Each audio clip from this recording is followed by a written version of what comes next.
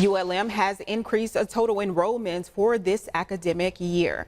ULM saw a 4% jump in total enrollments, one of the largest in its history in the freshman class. The university saw a 22% enrollment increase. Grambling has an 11% jump in freshmen.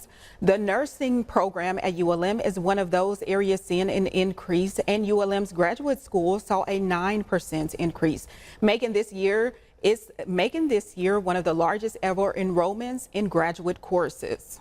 We all know there's a shortage across the country of nurses, and that is certainly true in the state of Louisiana. So we're very excited that students have began returning to that program.